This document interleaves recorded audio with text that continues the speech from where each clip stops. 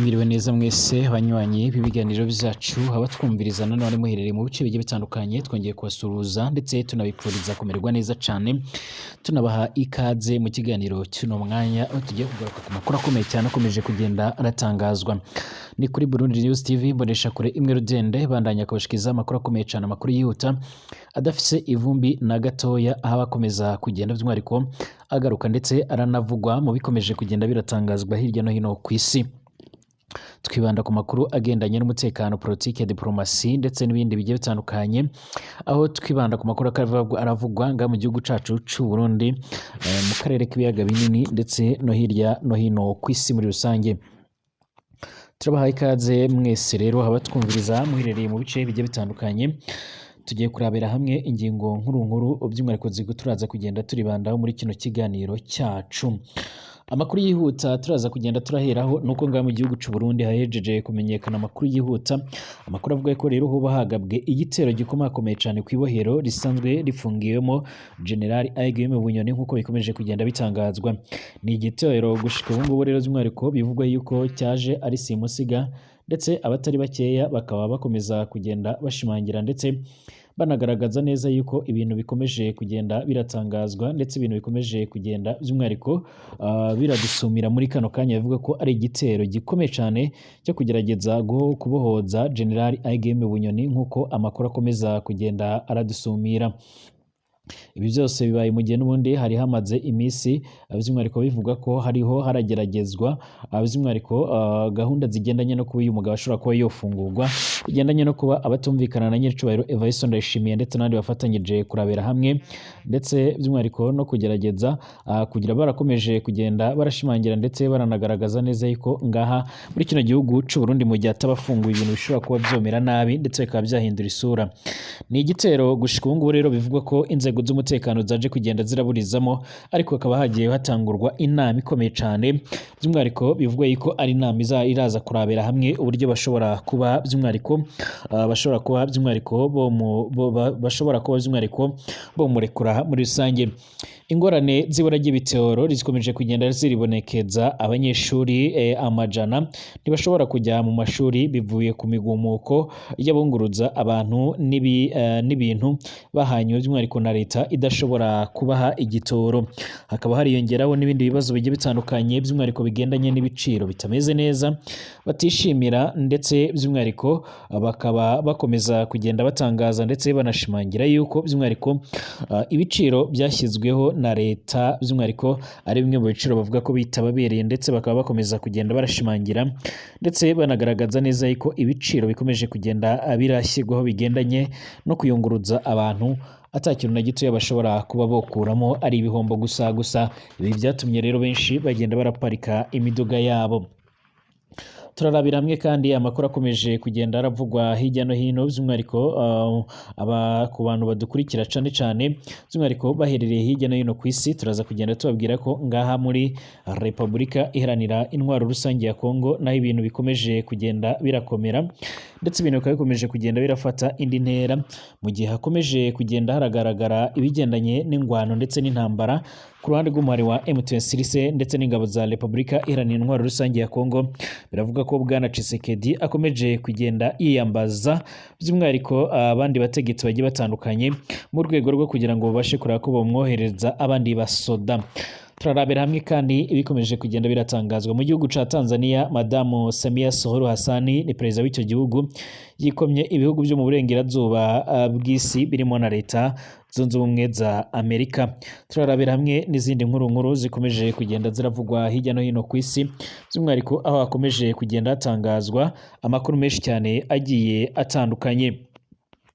Turabaha ikaze mwese rero by'umwihariko abatwumviriza muherereye mu bice bigiye bitandukanye, abadukurikira muri ijya n'ino ku isi turabifuriza kumererwa neza cyane, tunabaha ikaze by'umwihariko ngaha kuri ino mbonesha kure ya channel yanyu ya Burundi News TV, imbonesha kure imwe rudende ibandanya kubashikiriza amakuru akomeye cyane, amakuru yihuta abakomeje kugenda aratangazwa ijya n'ino mu isi muri rusange. Abatwumviriza rero by'umwihariko bari mu gihugu cacu c'u Burundi, abatwumviriza bari mu bice bigiye bitandukanye by'umwihariko by'umwihariko ku mugabane wa Afurika, ku mugabane w'Uburaya, Aziya, Australia, Amerika ndetse n'ahandi hose. Turabahaye ikaze. Nimba ari ubwa mbere ushitse ngaha rero byonda kwanditse sabone kugira ngo ucuraronka amakuru n'ibiganiro byacu tubandanye kugenda turabashikiriza. Reka tuyatangurire ngaha mu gihugu c'u Burundi. Mu nyuma y'uko rero hahejeje kugenda haravugwa by'umwihariko inama zikomeye cyane zirabera hamwe uburyo bwo kufungura canga se ubwo kuba bafasha General Aguième Bunyoni kuva mu ibohero. Amakuru yihuta adafise uvumbi na gatoya aratubwira ko kuri ino tariki uno munsi by'umwihariko ariho haje kugenda hagaragara by'umwihariko hanumvikana urusaku rw'imbunda ndetse n'amasasu nga mu mugwa mukuru by'umwihariko wa politike Igitega kwibohero risanzwe rifungiwemo General Aguième Bunyoni nk'uko bikomeje kugenda bitangazwa. Amakuru yihuta adafise ivumbi by'umwihariko akomeza kugenda adusumira mu mwanya bivugwa ko rero by'umwihariko mu rukerera haje kugenda haraza indege yo mu bwoko bwa kajugujugu. Iyi ndege kandi by'umwihariko ngikaba yari rimwo n'abasoda bivuga ko bari baje kugenda barabohoza uyu mugabo. Bivuga ko rero uyu mugabo ari umwe mu nkingi za mwamba mu batavuga rumwe n'ubutegetsi, ndetse gushika ubu ngubu by'umwihariko hakaba hakomeje kugenda haravugwa amakuru akomakomeye cyane akomeza kugenda ashimangirwa n'abatari bakeya, aho bavuga ko uko bizogenda kose bizatinde bitebuke ngo uyu mugabo arashobora kuzocikishwa cyangwa se kuba yori kugwa. Biravuga ko rero by'umwihariko abashinzwe umutekano w'iryo bohero barasanye ku buryo bukomeye cyane mu mwanya utari munini cyane n'abo basoda, ariko kandi biza kurangira basigaranyemo abashika kuri babiri. Ibi bibaye mu nyuma y'uko kandi hakomeje kugenda haragaragazwa ibiganiro bya bamwe mu barongoye CNDD-FDD bariko bararabira hamwe uburyo General Aguième Bunyoni bashobora kuba by'umwihariko bamutabara akava mu kasho nk'uko biriko biratangazwa. Ariko kandi birakomeza kugenda biba ikibazo gikomakomeye cyane mu nyuma y'uko rero nanone ku rundi ruhande bivugwa ko General Neva yaba yarahishuye ko yaba yifuza kuzomufungura mu nyuma y'amatora kugira ngo amatora ategerejwe nga mu gihugu cy'u Burundi atozogera ikibazo gikomeye cyane cyangwa se ngo azohungabanywe. Ariko kandi abandi bakavuga yuko ivyo ngivyo bidashoboka, bakaba bakomeza kugenda bashimangira ndetse banagaragaza neza yuko by'umwihariko nga muri kino gihugu cacu c'u Burundi by'umwihariko hagomba kubaho gukorwa demokarasi ikomeye cyane, ndetse amatora akazoba atabanye politike bamwe na bamwe bafunzwe nk'uko bikomeza kugenda biradusumira. Ibi byose kandi by'umwihariko bikomeje kugenda biragaragara mu gihe by'umwihariko abandi bategetsi bagiye batandukanye hirya no hino ku isi bakomeza kugenda bariyamiriza bavuga ko mu gihugu cy'u Burundi hakomeje kugenda haribonekeza ibigendanye no kurenganya agateka kazina muntu. Imiryango igiye itandukanye mpuzamakungu rero yakomeje kugenda ishimangira ndetse inagaragaza neza ko ari akamaramaza kubona uburyo abantu bamwe na bamwe nga mu gihugu cy'u Burundi bagiye barafungwa barazira n'ubusa, bakaba bakomeza kugenda basaba yuko by'umwihariko abo bose bagiye barafungwa bagomba kuba borekurwa by'umwihariko byanze bikunze. Bivugwa yuko rero General Aguième Bunyoni ari umwe mu bantu bakundwa n'abatari bakeya cyane nga mu gihugu cy'u Burundi, ku buryo General Neva aba afise impungenge z'uko mu gihe azaba amurekuye by'umwihariko igikundiro cya rubanda gishobora kuzomujyaho ari cyinshi, maze we agasigarira aho ngaho. Ibituma avuga yuko mu gihe iyo bamurekuye by'umwihariko byaba ari akaga kuri aya matora ategerejwe.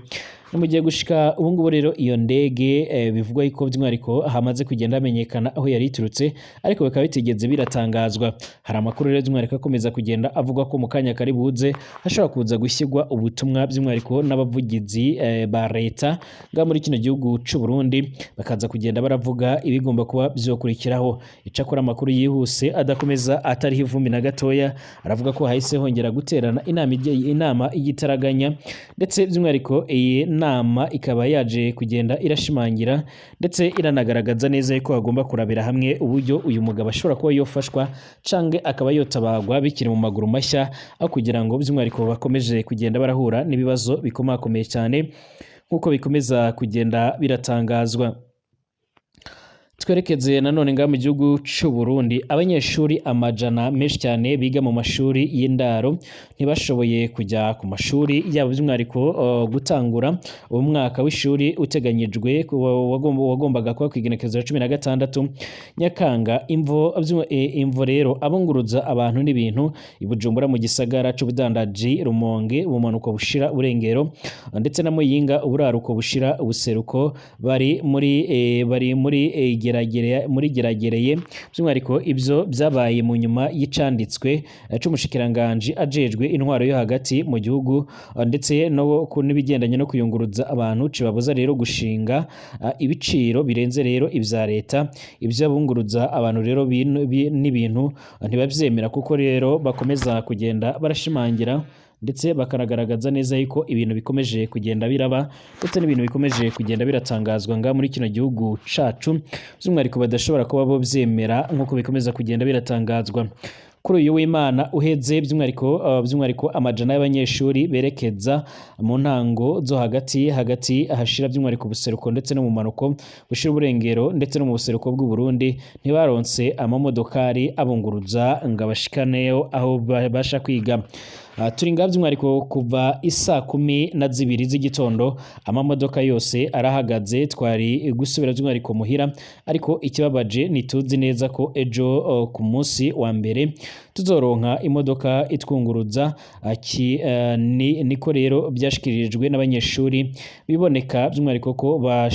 ko bashonje bari bafise mu mugongo rero amashakoshi yuzuyemo ibikoresho byabo ndetse n'utundi dukoresho mu minwe by'umwihariko nk'uko bikomeje kugenda biratangazwa aba ni bamwe rero mu babashije kugenda baravugana n'abamenyesha makuru bacu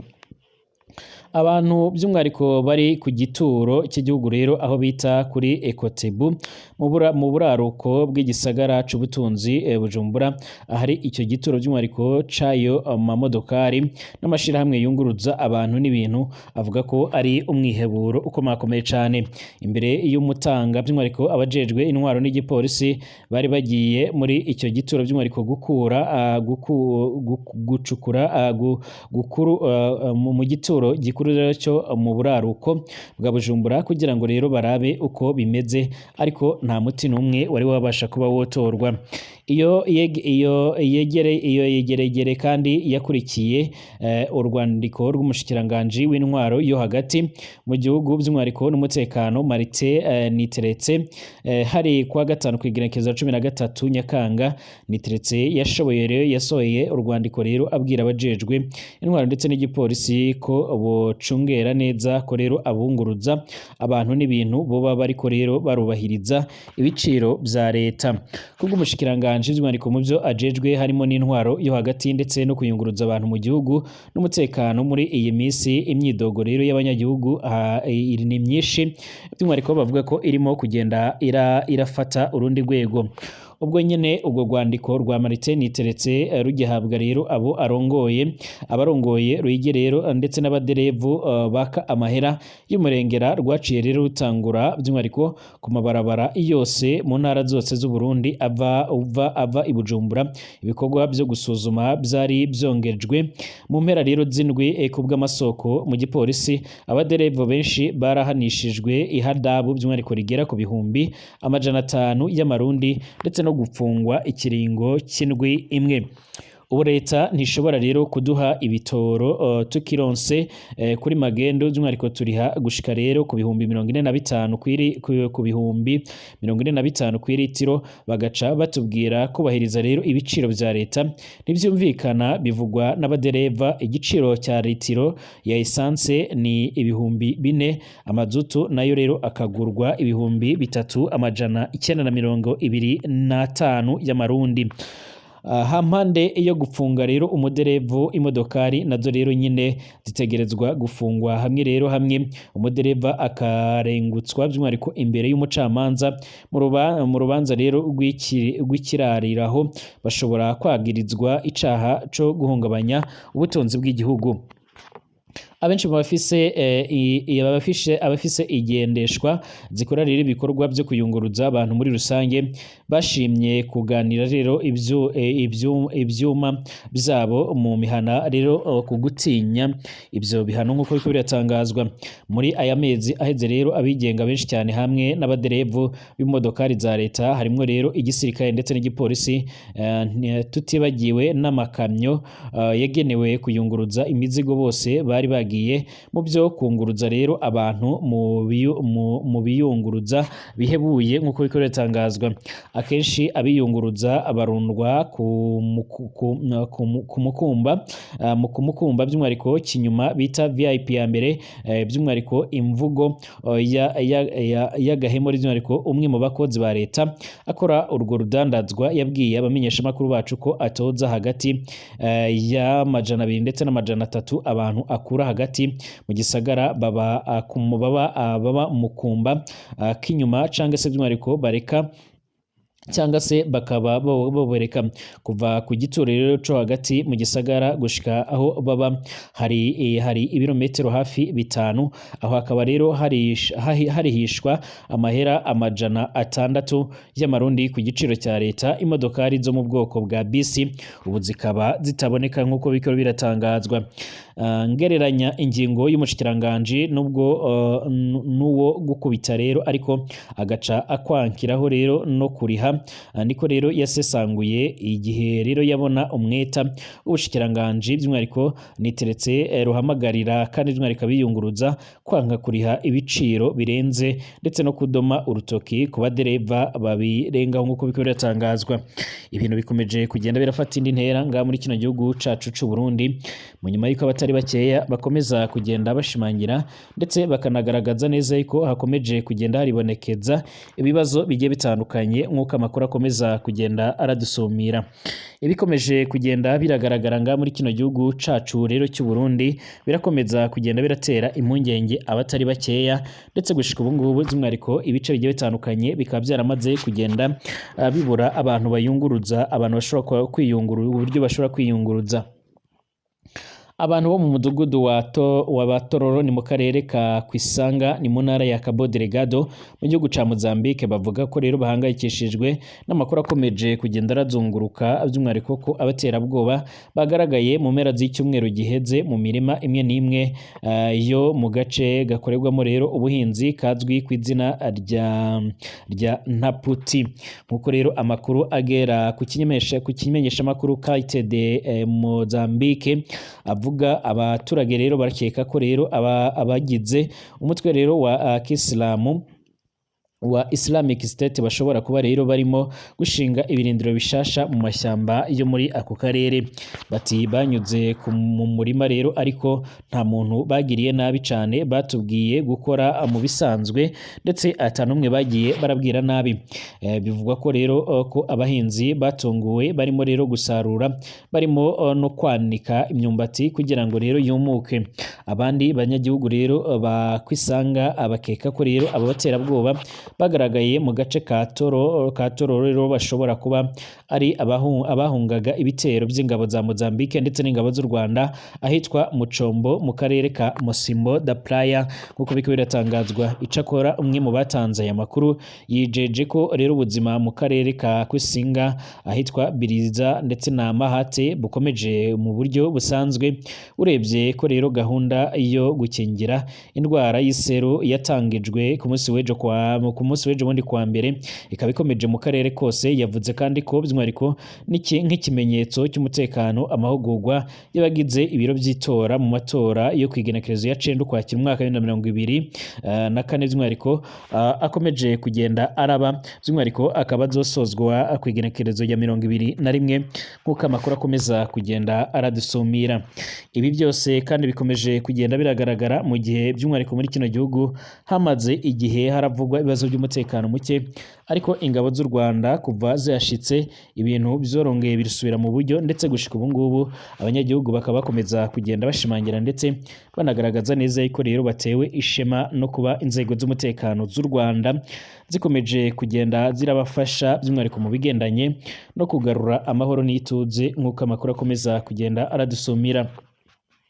Amakuru yihuta kandi yakomeza kugenda aradushikira muri uno mwanya nuko hakomeje kugenda haravugwa amakuru menshi cyane agiye atandukanye kubigendanye by'umwihariko nano mu gihugu ca Tanzania, aho umwe mu baperezida badakunze kumvikana baravuga cyane cyangwa se by'umwihariko hari ibindi bikorwa bimwe na bimwe bagiye barimo by'umwihariko yaje kongera yumvikana aravuga by'umwihariko ndetse aranikoma ibihugu bimwe na bimwe byo mu burengerazuba bw'isi harimo na Leta Zunze Ubumwe za Amerika. kuri wa kabiri uheze ku igenekerezo ya 17 Nzeri perezida wa Tanzania Madamu Samia Suluhu Hassan yikomye ibihugu byinshi by'iburengerazuba biharimo na Leta Zunze Ubumwe za Amerika kubera kunenga by'umwihariko imikorere y'iki gihugu mu gukemura ibibazo byacyo by'imbere birimo rero ubwicanyi ndetse n'ishimutwa. Ubwo rero yari mu gace ka Moshi gaherereye mu majyaruguru y'Iburasirazuba bw'akarere ka Kilimanjaro, Perezida Madamu Samia Suluhu Hassan yaragize ati ntabwo turi hano kugira ngo rero tubwirwe uko twayobora igihugu cacu. Perezida Samia Suluhu Hassan yarakomoje ku rugomo rukoreshwa mu by'umwihariko imbunda muri Amerika, avuga ko rero ibyabaye bibera mu bindi bihugu byose, nyamara Tanzania ntabwo yigeze itegeka abambasaderi babo rero kwivanga mu bibazo by'imbere mu bindi bihugu nk'uko biko biratangazwa. Perezida Madamu Samia Suluhu Hassan yaravuze ibi ngibi asubiza itangazo ryo kwigenekerezo ya 9 Nzeri umwaka wa 2024 rya ambasaderi ya Leta Zunze Ubumwe za Amerika by'umwihariko ryasabaga ko hakorwa itohoza ryigenga ku iyicwa rya Ali Mohamed Kibao yahoze ari umuyobozi mu ishaka rikomakomeye cyane ritavuga rumwe n'ubutegetsi bwa Tanzania Chadema. Umurambo wiwe rero ukaba warabonetse yariciwe i Dar es Salaam mu gihugu ca Tanzania. Burindi itangazo rihuriweho rero ryashyizweho ahagaragara ku igenekerezo ya 10 Nzeri umwaka wa 2024 na EO ubu Bwongereza ndetse na Canada hamwe rero na ambasade ya Norvege n'Ubusuwisi baragaragaza impungenge z'amakuru aherutse by'umwihariko y'ibikorwa by'urugomo kunyereza ndetse n'imfu z'abanyepolitike ndetse n'abaharanira agateka kazina muntu mu gihugu ca Tanzania. Yashimangiye ko rero guverinoma yiwe yiyemeje kurengera ndetse no kurinda itegeko nshinga nta gitutu cyo hanze, asaba abadiplomate b'amahanga rero kureka kwigira abatekinisiye bo kwigisha Tanzania imiyoborere yayo nk'uko bikomeje kugenda biratangazwa. Ubundi abantu bazi Madamu Samia Suluhu Hassan bazi ko ari umwe mu bayobozi b'abariho batuje ndetse badakunze kuvuga ibintu byinshi cyangwa se kugira ibintu byinshi batangaza, ariko kuri inshuro yaje kumvikana asa naho avuga nabi cyane yikoma ibihugu bigiye bitandukanye. Ibihugu bimwe na bimwe ngaha ku mugabane wa Afurika rero byakomeje kugenda biragaragaza ndetse biranatangaza neza ko bibangamiwe ndetse by'umwihariko bikomeza kugenda biratungurwa n'uburyo ibihugu bikomakomeye cyane nk'ibyo mu burengerazuba bw'isi birimo cyane cyane nka Leta Zunze Ubumwe za Amerika bikomeza kugenda bigaragara ndetse binagaragaza neza yuko by'umwihariko ari byo bihugu bisa naho rero by'umwihariko bifise demokarasi, nyamara mu bihugu byabo by'umwihariko naho hakomeza kugenda haragaragara ibibazo bigendanye n'umutekano muke nk'uko bikomeje kugenda biratangazwa. Amakuru yihuta kandi adafite ivumbi abantu bakomeza kugenda bafatira urugero ni bimwe mu biherutse kubera muri Leta Zunze Ubumwe za Amerika muri leta ya Florida, ubwo Donald Trump yageragezaga kuba yakongera kwicwa nk'uko amakuru akomeza kugenda aradusumira. Ibi byose kandi by'umwihariko byakomeje kugenda biragaragara mu gihe by'umwihariko akomeje kugenda agerageza kongera kwitoreza ikibanza cy'umukuru w'igihugu. Amakuru yihuta adafite ivumbi, bwana Donald Trump yavuze ko abari inyuma y'ibyo bibazo ndetse n'ibyo nabo bicanyi ari Perezida Joe Biden arongoye igihugu ca Leta Zunze Ubumwe za Amerika ndetse na Vice Perezida wiwe Kamala Harris uhatanye na Donald Trump. Dusubire mu masaha ari imbere turebera hamwe ibindi bigezweho.